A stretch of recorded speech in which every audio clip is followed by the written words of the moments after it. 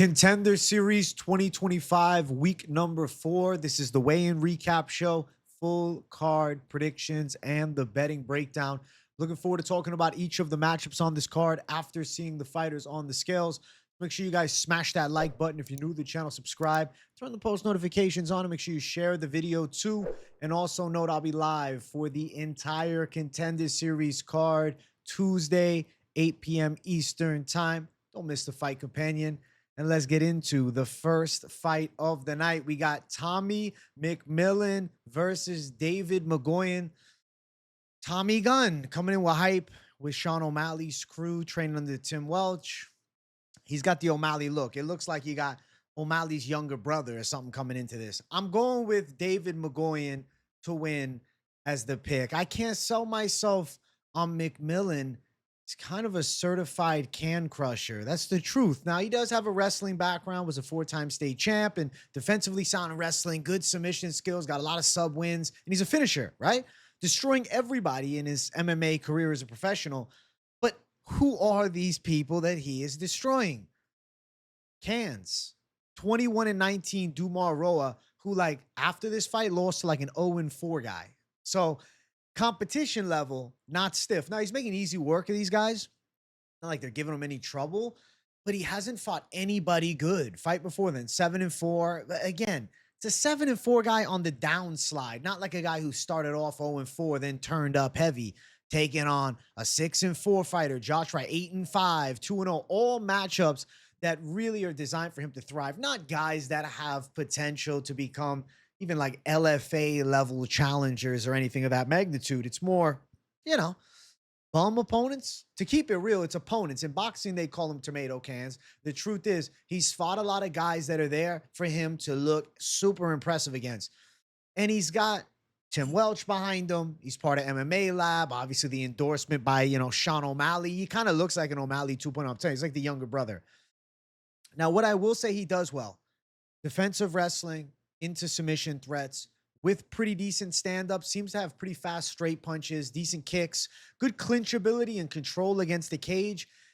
He has promise as a talent, but it's one of those situations where, yeah, he's looked good and he's looked dangerous against guys that really are not much of a threat to him. How does he look when he jumps to the next level? Because this is not an easy fight. He's fighting David Mgoyan, who is really Arman Sarukian's protege. He's an Armenian fighter with a strong chain wrestling attack. Actually fights similar to Arman Sarukian in some ways, even the way that he stands. Has a pretty legit stand-up game, has shown some power in fights, and can put punches together. Little bit sometimes of on the back foot striking, but then will use the wrestling to engage, even if he's not getting you down, he's going to hold you against the cage, or he's going to have that backside body lock position while you're down. He'll be stomping at your ankles and legs like he did with John DeJesus. Has shown power in other fights and definitely positional dominance, and can wrestle for all 3 rounds. I think the gas tank is not too shabby.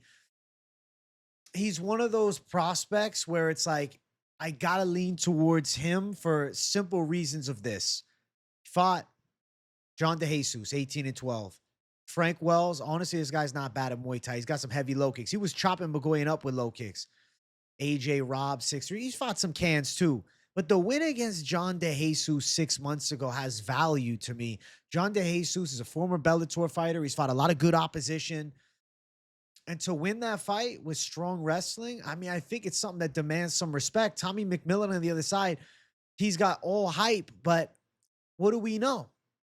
What can he do? I feel like he's going to end up getting pressure wrestled. I feel like he's going to end up taken down, going to end up controlled. He's going to end up frustrated. He's going to end up grinded out to a decision. That's the thing, though, about Mgoyan's style. I don't know if they're looking for this on Contender Series. They're looking for a Tommy McMillen. They want a finisher. They want him to pull off a submission or potentially a knockout. If he can keep the fight standing, I think he could land well on Mgoyan, but it's not like Mgoyan has no stand-up. He can mix it up on the feet. And when it comes to the wrestling game, though McMillen has, championship level high school pedigree, I favor the Armenian chain wrestling style and a training partner and protege of Arman Sarukian wrestling level over McMillen training out of Team O'Malley. You know what I'm saying? I get it. It's Tim Welch's camp. It's MMA Lab, but it's Team O'Malley over there. I can't go with the, O'Malley clone. I just can't do it. It's reminding me of James Gallagher McGregor. It's similar to that. You'll see in a second when we look at the scales. We got Mgoyan looking very shredded up and in shape. Now, he's coming in on a little bit of short notice here, but obviously time to prepare. On weight. I'm sure this guy stays in shape all year long. Seems like a decent prospect to watch. On the other side, we got Tommy McMillen. He looks shredded up, though. Got crazy-ass tattoos, like Scarface on him and whatnot. And then he's got the face off. He was talking his shit, trying to get in the head of Mgoyan a bit. I mean, intensity-wise and aura, he has some. But you get what I'm saying. It's like, it's O'Malley 2.0. It's just like O'Malley with a little more of the villain edge to it, which, I'll be honest, if he can win, I like for marketability, because he seems like a better trash talker than O'Malley ever was, but kind of caters towards that same, Nelk boy type of audience.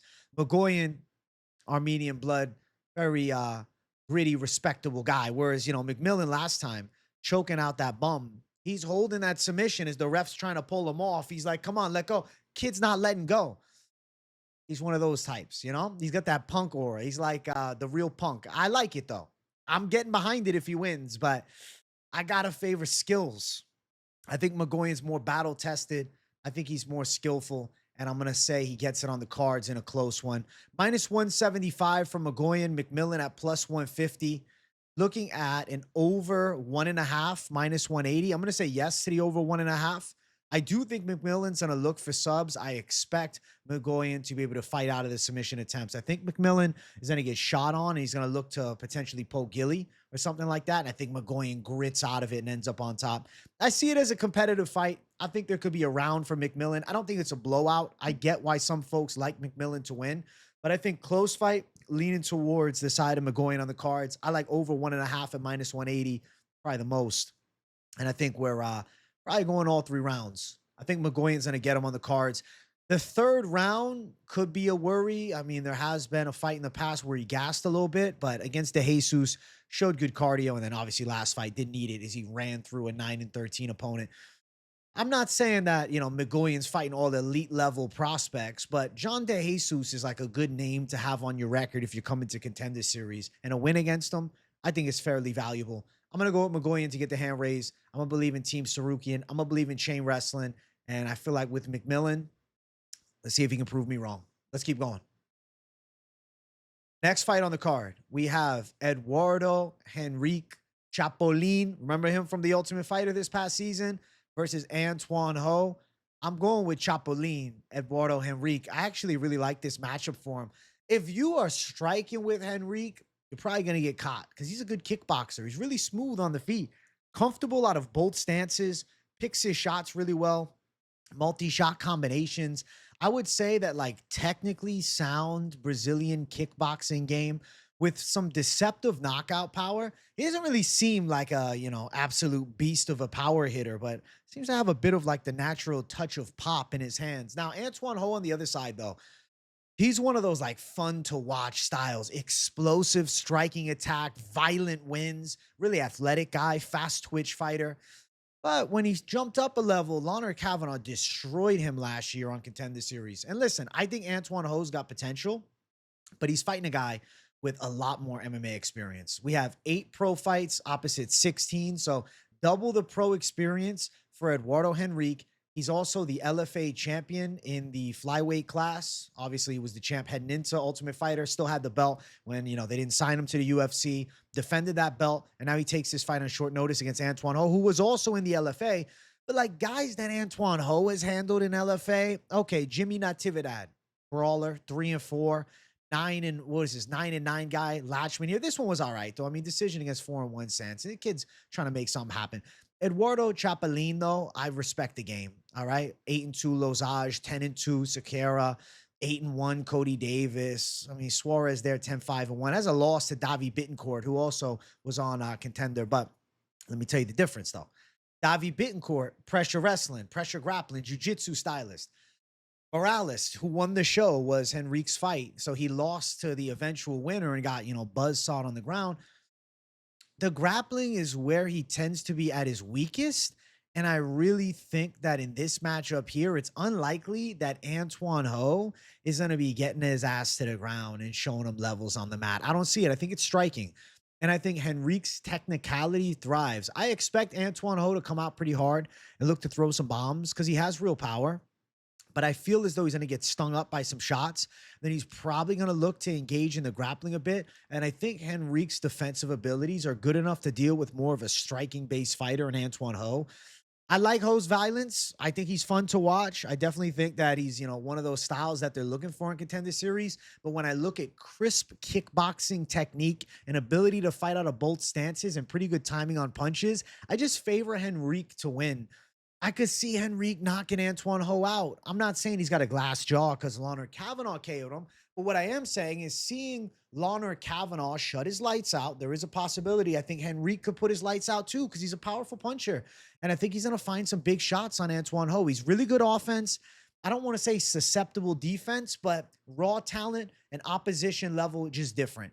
Complete different level in, the experience too. And yeah, you could say, oh, but Ho, he fought Kavanaugh. He got knocked out quick. And it's still, yeah, I know Henrique lost on The Ultimate Fighter, but he fought the eventual winner in Joseph Morales, who looks sensational, and had fought Davison Figueiredo. So not too much of a knock on him to lose to a nasty wrestler, grappler like that. So I'm going to say Henrique goes out, wins this fight. Probably KO, but maybe a decision. I'm going to lean KO. And I think contract's going to be awarded to Eduardo Henrique after this one here. He was definitely a guy that had hype on The Ultimate Fighter, but Morales' crafty veteran game too much for him. I think he wins here. I like this level for him. I like that they're bringing him back on short notice. There's Chapolin looking in good shape, on point, smiling. He's cheesing. He's ready to go. Tuan Ho on the other side, looking in good shape too. No negative notes about the scale, but what I will tell you, I got a negative note for Tuan Ho at the face-off. He was sizing up Chapolin, but he was like looking him up and down. He was avoiding the eye contact for a second. He would break that eye contact where Chapolin looked cold. He looked calm though. He looked collected. I feel like Chapolin seems to be coming into this fight with a lot of confidence, and having 16 pro bouts and being the LFA flyweight champion is going to do that to you. This really is like unofficially the LFA flyweight title fight. And I think that Chapolin is going to defend and then get brought over to the UFC. I'm saying he handles business here against Tuan Ho. I like his chances. Odds for this fight, Tuan Ho's an underdog at plus 112. Chapolin, Henrique, minus 132. Actually, not wide odds. I thought they'd be a bit wider. That's kind of surprising, huh? Open at minus 150. It's coming down. So people like Tuan Ho's explosiveness for sure. I would say close money line for Henrique. I got to favor experience. And over is plus money, so it's expected to be a finish. I'm leaning yes on the finish, but I'm not crazy about, if you're going to bet the under. I feel like, close money favorite. Henrique should have the skills to pull through in the matchup. And I'm going to say he gets his hand raised. I'm going with Eduardo. I'm going with Chapolin. I think he rights the wrong. He's also, both guys, I guess, could be comfortable at the apex with, Henrique losing on the Ultimate Fighter there. And then obviously Tuan Ho violently destroyed against Kavanaugh last year. I'm going to say Chapolin gets it done. I think that he pulls through. I like the level of competition more. Yeah, Tuan Ho coming off a win, but I don't know, a 3-4 Jimmy Natividad as your comeback fight, as opposed to Henrique losing after tough and then losing on tough, then coming back. It wasn't long ago, only a week, but he's in fight shape, running through Lesage in the first round. I like Henrique. I like the champ here. I'm going with the LFA champ to get a UFC contract. Next fight, featured fight. Mandel Nallo versus Samuel Silva.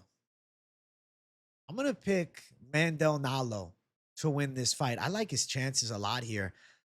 Feel like you can, kind of be deceptively swayed against him due to maybe like a lack of intimidation. But Mandel Nallo's pretty nasty at striking. His kickboxing game's like really legit. You can see the base of like karate-esque style to him. Has a nice kickboxing flow from range. Really solid jab, straight combo. Good timing on his kicks, and watch for his knees. He violently chinned Carrington Banks on, Bellator several years ago. He's an ex-Bellator prospect. He was, kind of supposed to be something big in Bellator, and then took some L's there to decent competition. But I feel like Mandel Nallo's sharp. He's on a nice 4-fight winning streak. His stand-up game is good. He's a well-timed striker. He has good accuracy, good precision, and he's not just a striker, though.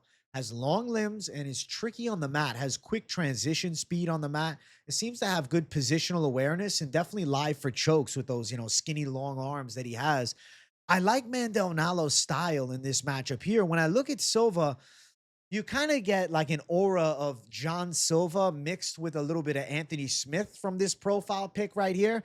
He definitely has a good aggressive style. He's a tricky stand-up fighter. He's a switch hitter, and he's got some power in his hooks. I'd say that he hits hard, but on the flip side, with his, hard shots that he's throwing, he can get a little reckless and wild at times, which I don't necessarily love. Now, he's got a nice win streak he's put together, and he's coming off a win over George Hardwick over in Cage Warriors. He was a huge underdog. Hardwick is not all that, though. I mean, let's be honest. Hardwick got checked on Contender Series last season, I believe.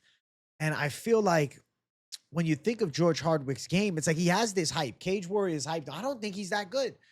And Silva being able to beat him, by a decision in a competitive fight, I respect the game, but I feel like Mandel Nallo is more well-versed than that. I think he's faster. I think he's slicker. I think he's got more finishing ability in the striking. I mean, listen, a couple of fights ago, Silva was getting his shit rocked here.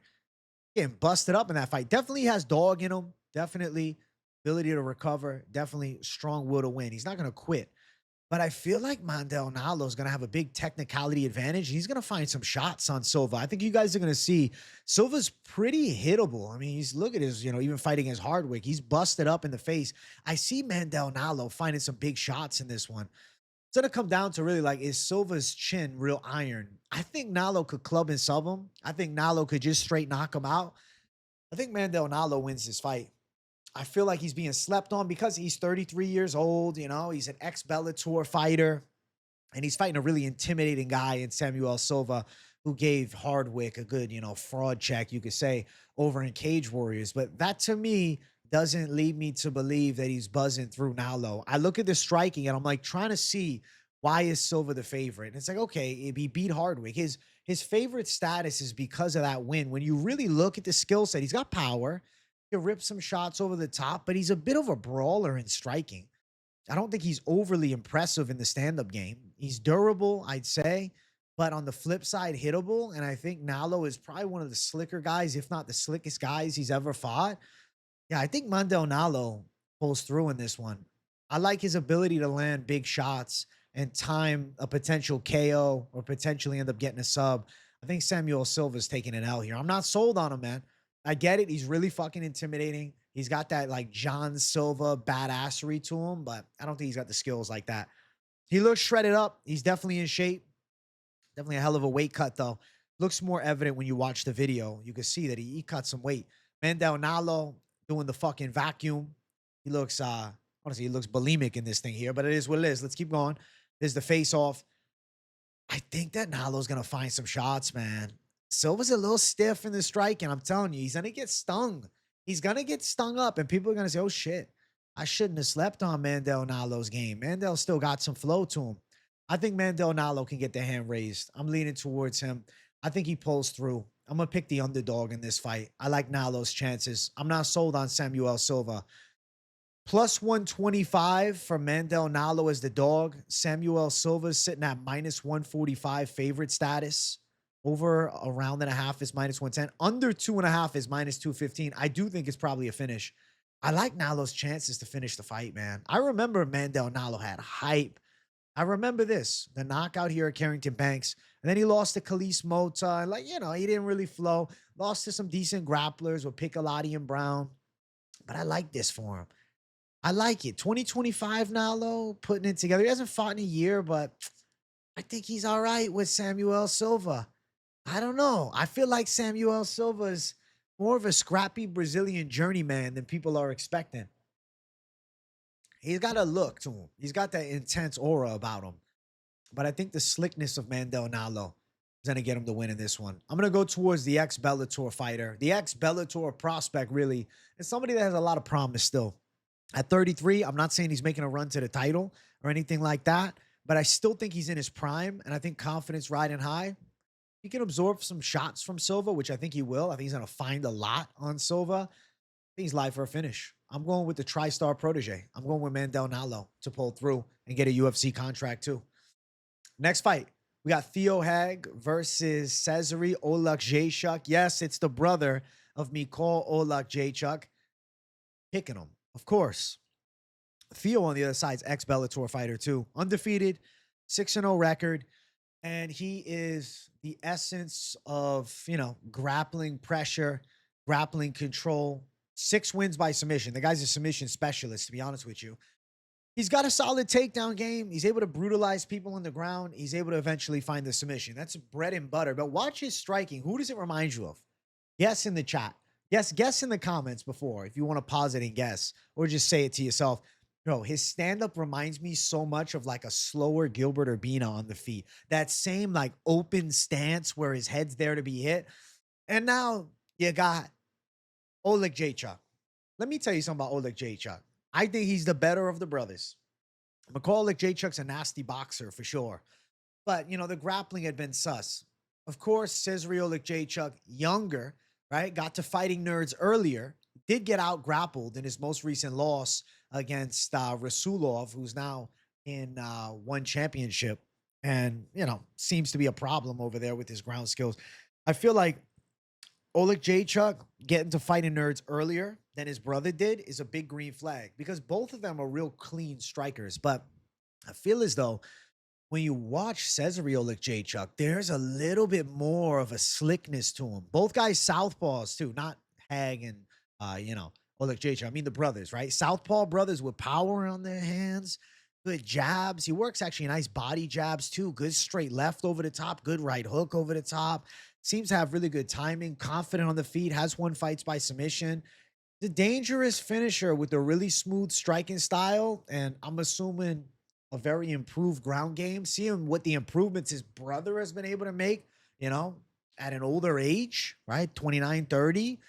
Now him at 25, and he's got 31 amateur fights, which is crazy. Ton of experience, man. I feel like the fighting nerds are going to be helping this Polish savage a lot. And I think that his brother going there and him going, the best decision ever. I think Cezary could be a problem in the middleweight division. He's got a good frame too, 6'3", really long arms. He's like super Mikhail Oleksiejczuk. He's more athletic. He's got longer limbs, right? And he's probably faster, similar power, more slickness to him, and getting to fighting nerds earlier. Ground skills are going to be better. He's won fights by submission before. He won 2 fights by sub. Also, I believe he won this fight. Yeah, he won in a bare knuckle MMA fight by sub. Granted, the guy, turned out to be a real scrub. Regardless of that, I think that Oleksiejczuk is gonna stud up. Almost said stud up. He's gonna thud up Theo Haig on the feet. I feel like Oleksiejczuk's slickness is gonna be evident. He's gonna stop takedowns and he's gonna crack Haig, man. I think Haig's going to bed in this one. I like Oleksiejczuk a lot. I think he's a problem. I think he's a middleweight to watch. 25, huge amateur fucking resume, and his 19th pro fight. He's good. Training with fighting nerds. You look, he beat Tom Breeze, ex-UFC fighter, Piotr Struss. I think he was ex-UFC too. I like the chances, man. Beat Chris Fishgold, who was an ex-UFC fighter. He's taken out some ex-UFC fighters already. And I think he's a problem in his middleweight division. Him and his brother both got the God-given gift of power. But Oleksiejczuk, this one, the younger brother, more athletic, longer. I mean, kind of got the makings of a contender for the Oleksiejczuk family. And I think the younger brother sometimes tends to be a bit better. I'm going with Cezary Oleksiejczuk by knockout, UFC contract. And I'm excited to watch, man. I'm excited to see what he can do. There he is on the scale. I'm telling you, he's like a more evolved version of his brother, right? You can see it when you look at longer limbs, a little bit more muscular. Then you got on the other side, Theo Haig, pressure grappler. There's the face-off between the two. I like Oleksiejczuk's chances a lot, guys. I think that he's going to thrive in the spot. I think it's a good matchup for him. I think it's a winnable fight for sure. And I think that the striking flow is going to be all that's needed. Minus 320 for Oleksiejczuk. Haig sitting at plus 270. Yeah, I think it's Oleksiejczuk time. Over round and a half, plus 125. Could be early. I just don't think Theo can strike with him. Like, watching Theo strike, I'm like, he's getting knocked the fuck out. Now, if he lands takedowns and controls, it's a different argument. But I think the fighting nerd's gonna have that grappling game shirt up here, man. And Caesare too. Go to his Instagram. He's sparring with Alex Pereira recently. So the stand-up is legit, man. I think he's a problem. I think he's one to watch. And I really feel as though we got a special performance coming and somebody to watch in the middleweight division. Cesare Oleksiejczuk to win violently. He's knocking out Theo Haig and taking his undefeated record too. Let's keep running. Main event of the evening. If you guys have not yet, make sure you guys smash that like button. If you're new to the channel, make sure you subscribe it up. We got Jack Congdon versus John Paul Lebosnoyani. I'm going with Lebosnoyani to pull through in this fight. I feel like John Paul should be a bit of physical specimen, but also more of like a nasty pressure fighter to give trouble to Congdon. I don't want to be offensive, but tell me right now if you guys don't agree. Doesn't Congdon look a little bit like Jordan Wright in the way that he strikes, but take away some of the explosive offense, make him a little slower, nerf the skills a bit? But he has like a very upright and tight stance. He's got nice kicking skills, definitely has like a decent stand-up game. He's a, good fighter on the level of Cage Titans. He's a Massachusetts guy. He's good at the state level, right? He could definitely win some fights in LFA and whatnot. But I don't think he's beaten Lebosnoyani. I don't think so. Lebosnoyani, I should say. I botched his name. I knew I was going to botch it at some point. I think that Jean Paul is going to be a problem for him. Physicality, I mean, he's one of those guys that can do it all pretty well. Ground skills are strong. Had a nasty triangle win last time. But on the feet, he can mix it up too. In close range, watch for his uppercuts in the clinch. Watch for his shots over the top. He likes to close the gap and press, but he has shown in the past like he can fight off the back foot and kickbox too, throw up high kick attempts, pick his shots from distance, land some counters. But he also can enact the break you style with relentless pressure. I think Congdon's getting caught for sure. I mean, he got rocked bad. I believe it was his last fight. Yeah, against 9-6 Zach Davis. He was getting thudded up. He was hurt, and then he got the KO after being rocked, right? But that level and getting cracked like that against journeyman versus a guy like Lebosnoyani, I just don't think it plays out well. I feel like Congdon's going to get knocked out. I feel as though it's one of those matchups that really are like, perfectly crafted for Lebosnoyani to get a win.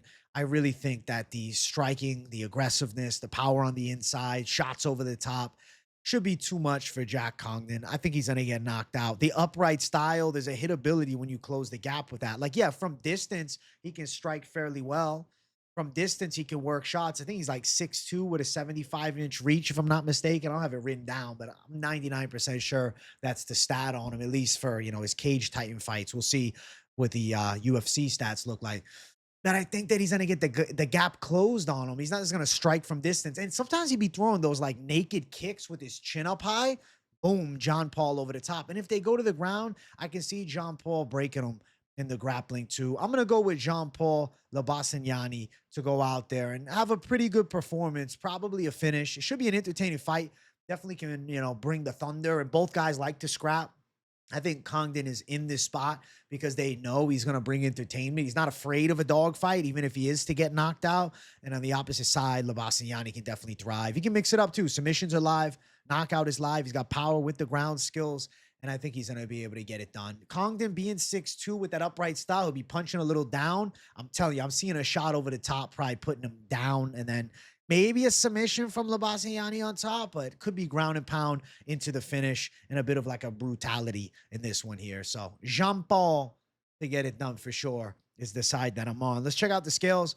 There's Jean Paul looking pretty jacked up and shredded, ready to go for sure. No complaints. Hey, Congdon's coming to fight. He's the dog, but he ain't giving up on himself. He's here to bring the fight. I'm telling you, he's gonna bring it. He's tough. He's one of those, tough Massachusetts brawler types. It's just he's not gonna have the technique. He's not gonna have the slickness. He's not gonna be able to avoid the shots. You can be tough as they come, but if you're getting punched in the face repeatedly, anybody can get knocked the fuck out. And I think Congdon's getting knocked out. Yeah, I think Lebosnoyani's got him. I think he's more well versed too. If there's grappling, I see Lebosnoyani on top. And then if there's a knockdown, I think Lebosnoyani gets him. I'm saying finish for Lebosnoyani. He's minus 450 as a big favorite. It's a bit of a setup fight. On the opposite side, Congdon plus 350 as a dog.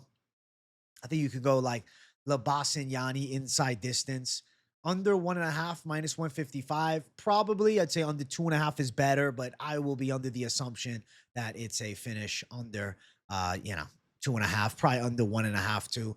I just think Lebosnoyani's got levels above him, and the competition is good. Getting violent wins over here, and Jacoby Jones fucked him up, the doctor stoppage.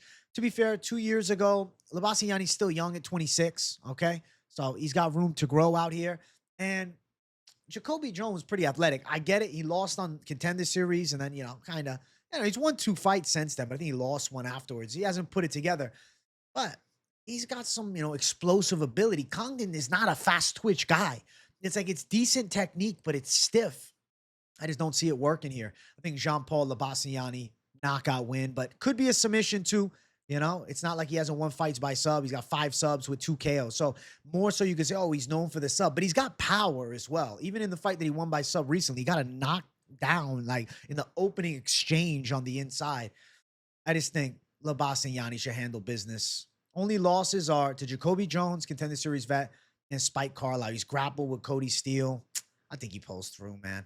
Congdon, I mean, you got to give him some respect. He lost this fight back in 2024, not that long ago, to be honest, by sub. But I think he might get knocked out, even though Jean Paul's got the sub game. I could see a KO, but it could be a club and sub. I just think Congdon stands a little stiff. Something tells me with those guys that have that tight upright style, it's like the chin is there to be hit and then shut off too. I think Lebosnoyani live to find the button or find the submission. So inside distance could definitely be a call. We'll talk props on the live stream because they're not out right now, but definitely a finish in this spot here. Now, those are the predictions for this week's Contender Series card. Not done yet, though. Want to go over some parlays, all right? What are we thinking with some of these parlays to play? All right, let me look. What can I come up with here? So I do think that the side of Caesary, Oleksiejczuk is probably pretty strong call in the spot. I don't know. Something tells me he should really pull through. Now, you could mix him in with Lebosnoyani. Odds as shit at minus 149, but he probably gets the win. Like, if Lebosnoyani loses, that's a pretty big surprise to me because I don't think Congdon's all that good. So minus 149 for those two could be a possibility, but if you're like, I'm not crazy about those odds, I'd rather do something else, you could consider doing over a round and a half in this fight here and get plus 145. Caesary Oleksiejczuk, the over in the McMillen-Mgoyan fight. I'm picking Mgoyan to win. I don't think McMillen's subbing him early. Even if McMillen is to win, I think he's going to be in a bit of a fight. I get it. He's a first-round finisher running through people, but he hasn't fought this level yet. So I think that's a possibility too. Obviously, you guys know I'm thinking Mandel Nallo's a live dog, but, maybe leave him out of the parlay for now. Eduardo Chapelin with Caesary Oleksiejczuk minus 295 for Oleksiejczuk, minus 158 Chapelin, so plus 119. Then you have Lebosnoyani is plus 173, and then you throw in the side of the over 1.5 here. Move that.